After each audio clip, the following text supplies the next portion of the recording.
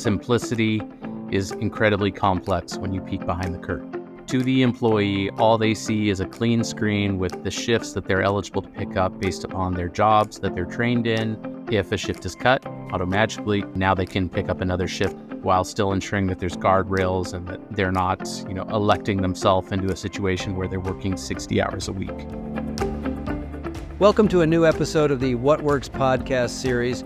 You just heard from Conrad Riddle, Vice President of HR Shared Services at Aimbridge Hospitality, the largest third-party hotel operator in the world, based in the United States. In today's episode, Kathy Anderes, Senior Vice President of Research and Global Industry Analyst at the Josh Bersin Company, sits down with Conrad to explore how Aimbridge is transforming workforce management. They discuss the implementation of UKG Workforce Management, how a centralized app is helping Aimbridge adapt to an Uberized workforce, and how technology is connecting hotel locations while giving employees more flexibility. Let's jump into the episode. Conrad, thanks so much for joining us on the What Works podcast. Thank you for having me, Kathy. I'm really looking forward to this conversation. So as we get started, Conrad, tell us a little bit about yourself, your role, and then also your company. Yeah, my title is Vice President of HR Shared Services, which doesn't always mean something to everyone. But really what that means is that all things HR technology and centralized HR administration come in under my team, which I think is a really exciting place to be today, where there's just a ton of new innovation, new solutions to kind of age-old problems in the HR space. I actually come from a total rewards background, and total rewards is kind of half HR and half systems, and I've been drawn into the system side, and I think I'm here to stay. Tell us a little bit more about who the company is and what problem you were trying to solve as you got started with UKG Workforce Management. Yeah, so Ambridge is a third-party hotel manager, and I would venture that most people listening have stayed with us before, but you probably didn't know it. So what I didn't know before I got into the hospitality industry was that increasingly Marriott, Hilton, Hyatt, and all the different brand names that you see on the buildings do not operate hotels. They're much more in the franchise business, and usually who owns those hotels are investment vehicles. So your 401k, if you see that real estate option, that likely has a holding in a hotel. And your 401k plan is not interested in the actual day-to-day of operating a hotel. So they hire a company like Aimbridge. And we run the building like it's our own, even though we don't own it. So we hire the people, we set the rates, we set up relationships with all the vendors, and that's what Aimbridge does. We operate more hotels than the U.S. We're actually the largest third-party operator of hotels in the world, and we're the largest third-party operator in the United States as well. Wow. How many hotels do you have, and how many employees do you have as well? Yeah, we're pushing about 1,100 locations right now and about 45,000 employees in the United States. Wow. Oh, that's massive. So huge. And hospitality obviously is a very difficult business and a very fast changing business. And how did all of this get started? Tell us a little bit more on why you were embarking on this journey. Yeah, so a few years ago, after we're dusting ourselves off post-COVID and really thinking about kind of what's next, my CHRO challenged her leadership team.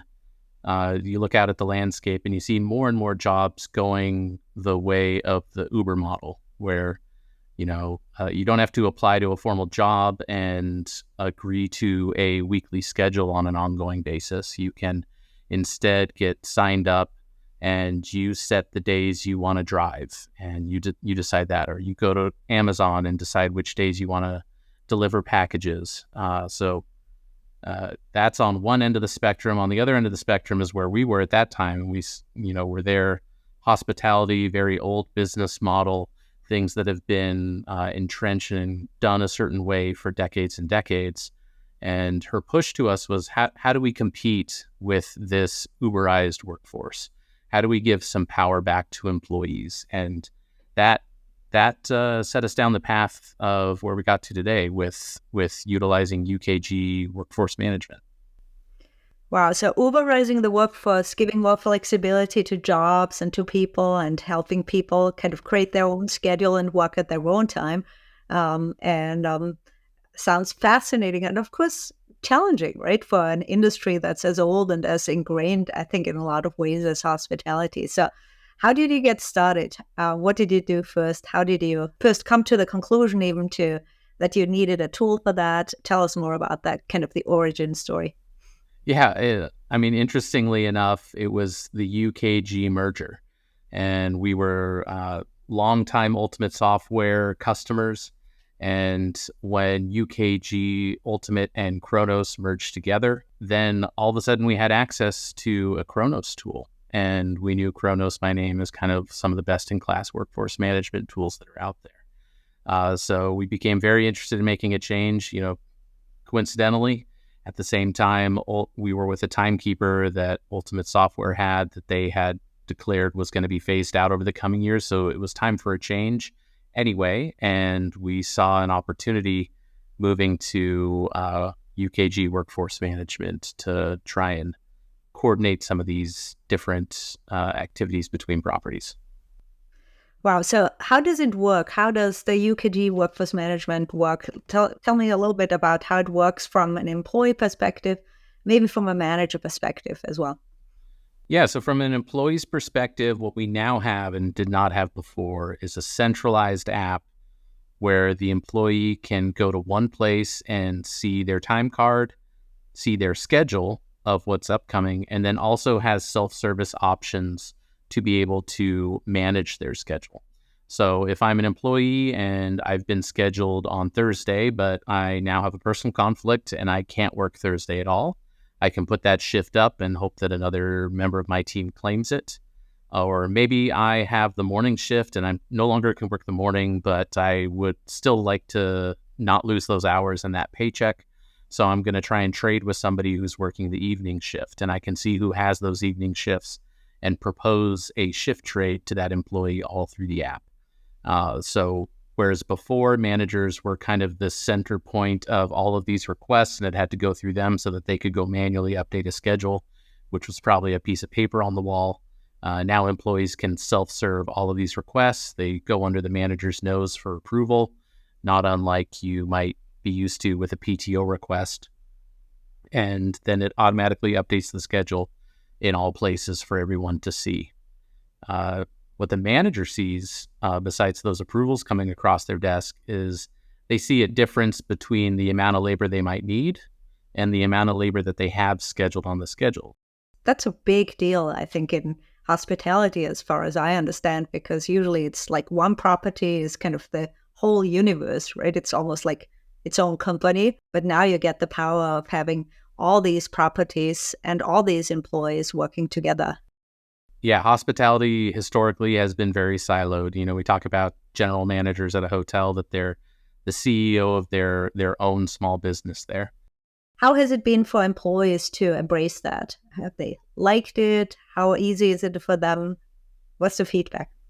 Yeah, it's been good. I think the key here is that everything for them is in one place. So you might get an employee to log into the app for the first time because they want to put in a vacation request, or they realize that it's easier for them to look at their schedule at home than have to drive into the building and take a picture of a piece of paper on the wall. But then once they're logged into the workforce management app with UKG, everything is there. Their time card's there, their PTO balances are there, their schedule is there. Their ability to request changes to all of those things is all there in one place for them. And I mean, the power of having everything in one place is key. I think the other thing that's probably also key is how easy it is. So they don't need to understand like what they're eligible for or where they could apply to a shift or how they could swap it because it's all automated.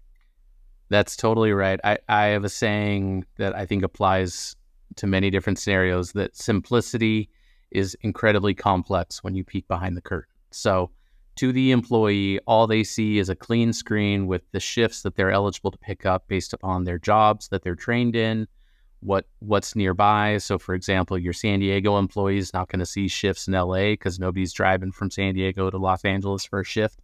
but you might go from downtown to Mission Valley, and they would see those shifts that are available to them. Like you said, if somebody's already up against their 40 hours a week, they're not going to see the ability to pick up extra shifts. But if a shift is cut and they go down to 32 right away, automatically, now they can pick up another shift, maybe at another location or in another job. So there's there's series of different work rules that are trying to present a really clean, easy to use interface to the employee, while still ensuring that there's guardrails and that they're not, electing themselves into a situation where they're working 60 hours a week.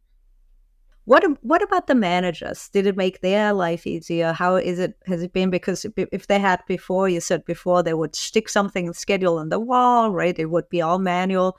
How has it worked for them? It certainly simplified their life. There's a small contingent of people that I think were used to the way it was and liked everything flowing through them. But I think the large majority of managers that we don't hear feedback from, which in my world usually means something is working, it just happens with less time and less effort than it used to. We had to be really thoughtful around what sorts of changes go through and are more of the informational notification to the manager versus which sort of transactions actually require manager approval before they go through and update a time card or update the schedule. But once all that's in place, now the manager just is approving requests. So it sounds like such a fascinating, such a good journey. How long did it take you to set it up? What was the timeline for all of this?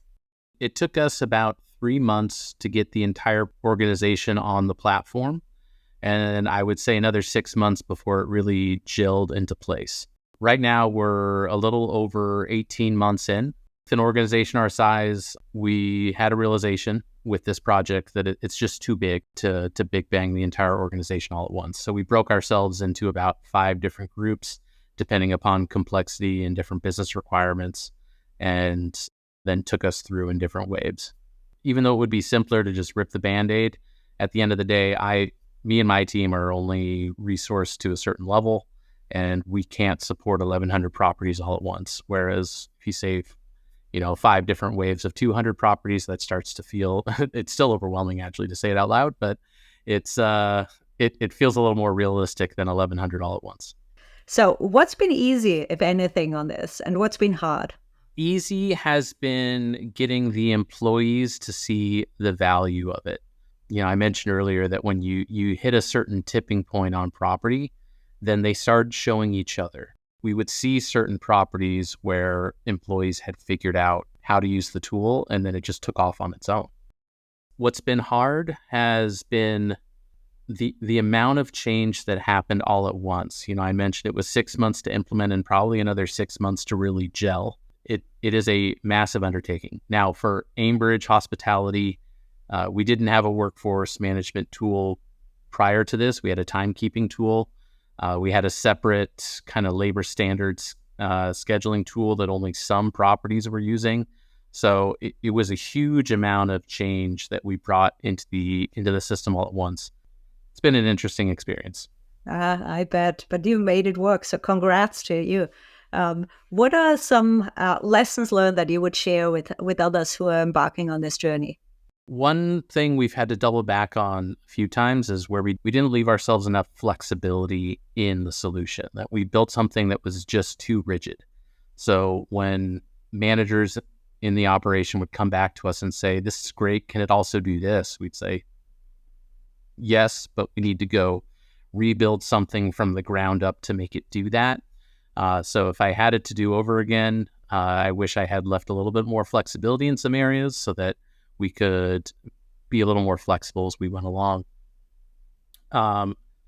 Another lesson learned I alluded to earlier is that what managers say associates want isn't always actually what associates want. So making sure you listen to your associate population. Of course, managers are a huge and important stakeholder in any technology project, but let them be their voice and let the associates be their voice, however best you can. That's a huge lesson for sure, and any kind of undertaking to listen to employees and take their feedback and turn it into and shape what you're building with that feedback. And any surprises that you had on what employees actually wanted versus what you had maybe expected, that what they wanted or needed? Anything that like surprised you?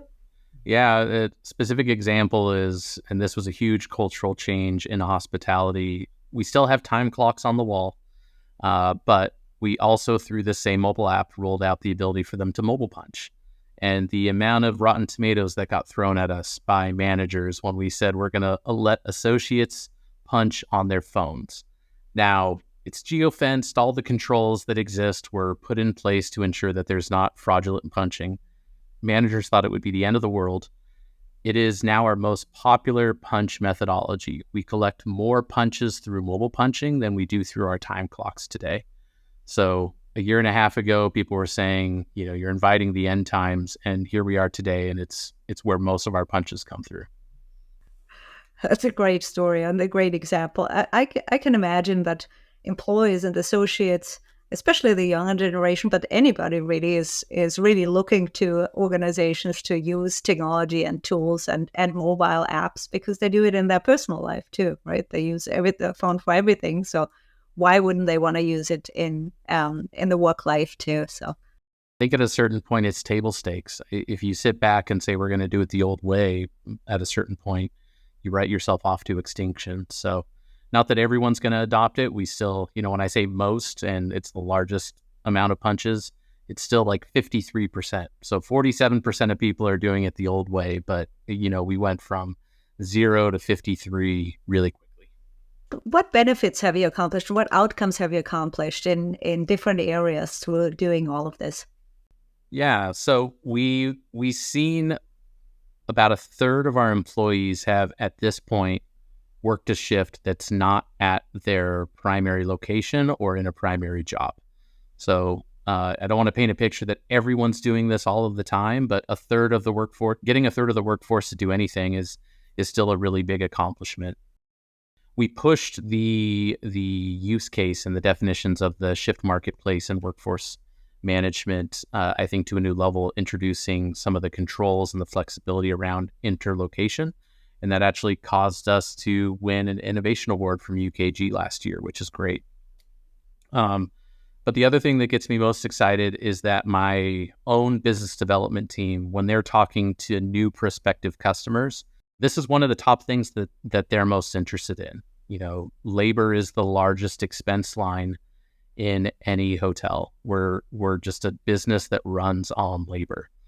So to the extent that we're thinking in new and innovative ways around how do we manage that labor expense, that's something that our customers, hotel owners, are super interested in. So it has helped not just on the employee side, but really on the customer side too. That's pretty impressive. So it helped you create new business for Aimbridge, which is fascinating. Wow. Yeah, this is one of those things where it's hard to find the loser. It's good for the P&L, simplifies managers' lives, gives employees flexibility, and makes us look better to our customers. So it's hard to find the loser. Everybody wins, right? Everybody wins. That's fantastic. Wow. Anything else that you wanted to tell us about that we haven't talked about? Yeah, I'm excited for where we can take this in kind of a 2.0 iteration. So right now, hospitality is a high turnover industry, and we onboard a lot of employees and we offboard a lot of employees. It's kind of transitory in nature. And what I want to take us to the next level with the shift marketplace is that where somebody might give us a voluntary resignation because something's changed in their life, they're moving, they're less available, for whatever reason, they can't commit to, a 4 or 5 day a week job anymore, that we would start capturing those people into our own contingent pool of employees. And we'd create this new classification of Ambridge alumni, even though they're still active, people that have previously worked in a traditional role, where we say, you're not going to be on the schedule automatically, but as long as you pick up 2 or 3 shifts a quarter, you'll be in this contingent workforce, and you can log into the workforce management app and can pick up those shifts before we go out to more expensive solutions.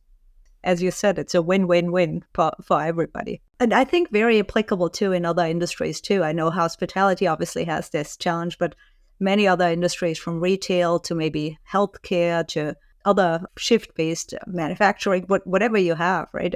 Lots of industries have similar challenges. Yeah, there's a lot of old industries that run on labor, ours included. But I think this is a fun example where you can bring some modernity to it and show how technology can actually play in some of these older industries. Absolutely. Wow. Conrad, thank you so much. This was a fantastic conversation. I really want to thank you for joining us at the What Works podcast. Thanks for having me. Thank you. And that's it. I hope you enjoyed my conversation with Conrad Riddle from Aimbridge Hospitality as much as I did. What a great example of how to go beyond the AI hype to solve real business problems. Scheduling and workforce management are massive pain points in hospitality and other industries with hourly workers like manufacturing, healthcare, entertainment, and retail. Conrad's story shows how AI-based technology can turn it from an administrative hassle into a competitive advantage that helps expand their customer base and create a better employee experience. If you found this episode of our What Works podcast insightful, tune in for more insights from leaders and innovators in the HR space. Thanks for listening.